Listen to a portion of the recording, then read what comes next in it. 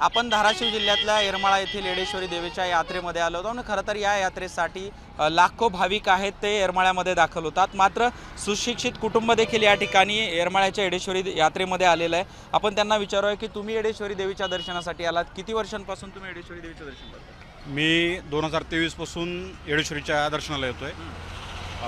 माझं नाव प्रवीण बाळासाहेब वीर, राहणार नांदुरघाट, जिल्हा बीड। सर्वात सुरुवातीला मी 2023ला येडाईचरणी आलो होतो। 2023ला विनाअनुभवाचं आणि विना शिक्षणाचं 2022-23 या सालामध्ये मी शेअर मार्केटमध्ये ट्रेडिंग केली आणि विना अनुभवाचं, विना कौशल्याचं आणि कसलं प्रशिक्षण नसताना मी त्याच्यामध्ये माझं सर्वस्व हरलो होतो। पण असं म्हणतात की आपल्या लेकराचं नाव मोठं करणारी जगजननी येडाई आहे आणि जो तिच्या चरणी लीन होतो आणि जो मनोभावे तिला पुसतो त्याच्या पाठीशी आणि आपल्या लेकराच्या पाठीशी ती 100% उभा असते। त्याचाच प्रत्यय मला माझ्या आयुष्यात आला आहे। जो माणूस 2023मध्ये ज्याचं सर्वस्व हरला होता आणि ज्याला की लोकांच्या दाराला जाऊन भीक मागावं का काय अशी ज्याच्यावर परिस्थिती होती। किती पैसे हरले होते तुमचे? तसा अंदाज आकडा नाही सांगणार मी तुम्हाला, पण मी माझं सर्वस्व पणाला लावलं होतं। मी म्हणजे आजकालच्या जनरेशनला काय आहे ना, झटपट श्रीमंत होण्याच्या भानगडीमध्ये लोक काही पण करून बसतात। आज जवळपास 20-30% लोक शेअर मार्केटमध्ये ट्रेडिंग करतात आणि त्याच्यामध्ये 99% लोक हे अनसक्सेस आहेत। सक्सेस कोणीच नाही आहे। हव्यास फक्त एवढाच आहे की आजच्या जनरेशनला मेहनत करायची नाही आहे, झटपट श्रीमंत व्हायचं आहे आणि त्याचपैकी मी एक होतो। म्हणजे त्याच्यामध्ये सांगायला निसंकोच सांगतो, मी येडामाईच्या दारामध्ये मी माझं सर्वस्व हरलो होतो 2023ला। पण 2023ला चुन्याच्या रानामध्ये मी प्रथम आलो। येडामाईला मनोभावे म्हणलं की ज्याचं सगळं हरलंय आणि ज्याचं काहीच राहिलं नाही ते येड्यांची तू येडामाई आहे आणि आपल्या लेकराचं नाव मोठं करणारी तू येडेश्वरी आहेस। या लेकराच्या काही जर चुका असतील ते पदरात घे आणि आज मला लोकांच्या दाराला जाऊन भीक मागायची पाळी आहे, लोकांच्या तोंडाकडे बघायची पाळी आहे, लोकांच्या हाताकडे बघायची पाळी आहे। याच्यातून मला बाहेर काढ। मी माझ्या इथून पुढं मेहनतीने आणि कष्टानेच मोठा होईल आणि मी माझं स्वतःचं नाव मोठं करेन। या 2-3 वर्षामध्ये तुम्ही कसं आयुष्य सेटल केलंय, कसं उभारलं आयुष्य? या 2-3 वर्षामध्ये त्याच्यानंतर मला 1 वर्षानंतर मला परडी आली। म्हणजे माझ्या अडचणींमुळं मी येडेश्वरीला कौल लावला, येडामाईने कौल दिला। येडामाईने माझी इच्छा प्रकट केली की बाबा तुझ्याकडून सेवा करून घ्यायची आहे। त्याच्यानंतर मला परडी आली। त्याच्यानंतर आज तागायत मी येडेश्वरीला दर बुधवारी किंवा गुरुवारी म्हणजे हप्त्यातून 1 वेळेस मी हमखास येतो। आणि विशेष म्हणजे ज्या दिवशीपासून मला परडी आली आणि ज्या दिवशीपासून मी येडेश्वरीची मनोभावी सेवायला मी माझ्या कुटुंबाने जेव्हा सुरुवात केली तेव्हापासून आज तागायत मला कुठल्याच गोष्टीची कमी नाही आहे। माझ्या प्रत्येक गोष्टीच्या पाठीमागं म्हणजे धंद्यामध्ये मी ट्रेडिंग तर त्या दिवशीपासून बिलकुल सोडून दिली, ट्रेडिंगचा तर विषयच नाही आहे। पण मी माझ्या मेहनतीने आज इथपर्यंत आलो आहे आणि मेहनतीने मला आज येडामाईने तिच्या कृपाआशीर्वादाने मला मोठं केलं। आता किती व्यवसायाचा टर्नओव्हर किती आहे तुमचा? मला रोज म्हणजे आमचं ग्रामीण रुरल भाग आहे, मी ग्रामीण भागातून येतो। मला रोजचे माझ्या कष्टाचे आणि माझ्या इमानदारीचे आणि माझ्या व्यवसायाचे मला 7-8 हजार रुपये रोजचे येतात। काय देवीला नवस केला होता तुम्ही आणि आता एवढ्या म्हणजे आता तुम्ही 2-3 वर्षांपासून देवीकडे येताय, काय प्रॉब्लेम? नवस काहीच केला नव्हता, फक्त इमाने ईदबारे एवढीच झुळी पसरली होती येडामाईचरणी की मी माझं सर्वस्व हरलो येडामाय आणि माझं मी होत्याच नव्हतं, माझ्या हाताने केलं आहे, त्याच्यामध्ये कुणाचाच दोष नाही आहे।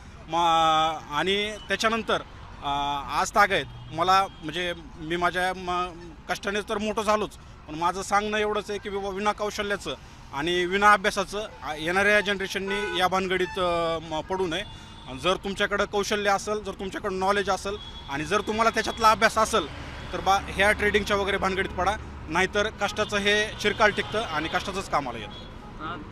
यांचं म्हणणं आहे की शेअर मार्केटमध्ये ते झिरो झाले होते, त्यांच्याकडचे पैसे शेअर मार्केटमध्ये संपलं होतं, तुमचं लग्न झालं होतं, तर तुम्ही सांगितलं नव्हतं त्यांना शेअर मार्केट करून? मी सांगितलं होतं, पण त्यांनी मला सांगायचे असं प्रॉफिट होतं, असं होतं, तसं होतं आणि एका दिवशी लॉस झाला तर म्हणायचे आहे नेट प्रॉफिटमधलं आहे तेच मी तेच डबल इन्व्हेस्ट केलेलं आहे असं म्हणायचे। मग त्याच्यामुळं मी एवढं हे वाढत गेलं त्याच्यामुळं मी एवढं लक्ष नव्हते देत। म्हणलं त्यांना सगळं माहिती आहे आणि यांच्यासोबत एक जण अजून एक होता, त्याला नॉलेज होतं, तो सांगायचा यांना की असं असं एवढं इन्व्हेस्ट कर म्हणून। महाराष्ट्रातल्या तरुण जे काही शेअर मार्केट करतात, त्यात पैसे गुंतवतात, ज्यांना माहिती नाही आहे या क्षेत्राची, ते पैसे हरतात, त्यांना काय समजायचं? त्यांनी एक तर करूच नाही, शेअर मार्केटिंग करूच नाही. आपण जे शिक्षण केलंय त्याच्यातून आपण कष्ट करून स्वतःच्या पायावर उभं राहावं. स्वतःच्या शिक्षण माझं B.Com झालेलं आहे. वेल एज्युकेटेड आहात, सुशिक्षित आहात, परडी देवाला येत आहे, काय काय भाऊ? मला परडी कशी भरायची हे सुद्धा माहिती नव्हतं आणि परडीसाठी काय काय लागतं हे पण माहिती नव्हतं. पण ज्यावेळेस मी येडायला यायला लागले, मी असं बघायचे, फक्त सेवा करण्याची इच्छा झाली होती माझी. आणि ज्यावेळेस घरी आली येडामाई त्यावेळेसपासून सेवा चालू केली आणि त्याच्यातून मला म्हणजे असं खूप समाधान मिळालं. आणि मिस्टर कधी जेवण हे करत नव्हते, कधी जेवत नव्हते. दिवसभर ते म्हणजे काय चालू आहे मार्केटमध्ये हे बघत बसायचे. जेव्हा म्हणलं तर जेवत पण नसायचे. ज्यावेळेसपासून परडी घेतली मिस्टर 2 टाईम जेवतात, व्यवस्थित काम करतात आणि मुलांकडे पण लक्ष देतात. नाहीतर त्यांचं लक्ष कुठंच नव्हतं, ट्रेडिंग करत होते त्यावेळेस. तुम्ही ज्यावेळेस देवाच्या चरणी आला तिथून पुढं सगळं आयुष्य बदललंय. सगळं आयुष्य बदललं आणि देवाच्या म्हणण्यापेक्षा येडामाईच्या चरणी आल्यापासून. आणि सगळ्यात मेन महत्त्वाची गोष्ट म्हणजे पैशाची श्रीमंती असण्यापेक्षा सगळ्यात जास्त समाधानाची श्रीमंती ही महत्त्वाची आहे. तुमच्याकडे किती कोटी रुपये आहेत याला महत्त्व नाही आहे.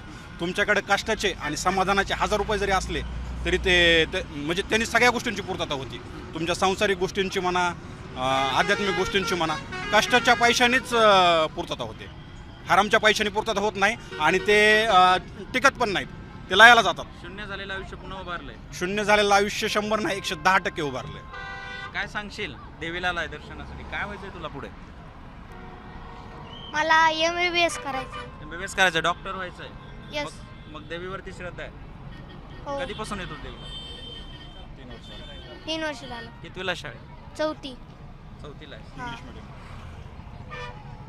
खरं तर आपण नक्कीच जर बघितलं तर अनेक भाविक जे आहेत ते येडेश्वरी चरणी दर्शनासाठी येतात, पालखी सोहळा अनुभवण्यासाठी येतात. मात्र यामध्ये सुशिक्षित दाम्पत्य देखील या ठिकाणी आलेलं आपल्याला बघायला मिळते. खरं तर शून्य झालेलं आयुष्य पुन्हा एकदा त्यांनी उभारलेलं आपल्याला या ठिकाणी पाहायला मिळतं. त्यामुळे अनेक जे काही भक्त आहेत त्यांचे वैयक्तिक अनुभव, मनामध्ये अपार श्रद्धा घेऊन ही सगळी जी मंडळी आहे ना, ते येडेश्वरी देवीच्या यात्रोत्सवाला आणि येडेश्वरी देवीचा पालखी सोहळा याची डोळा पाहण्यासाठी येरमाळ्यात दाखल होतात.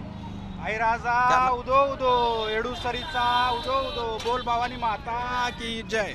कॅमेरा पर्सन संतोष शिरसाट, उदय साबळे पाटील, जय महाराष्ट्र न्यूज, येरमाळा, धाराशिव.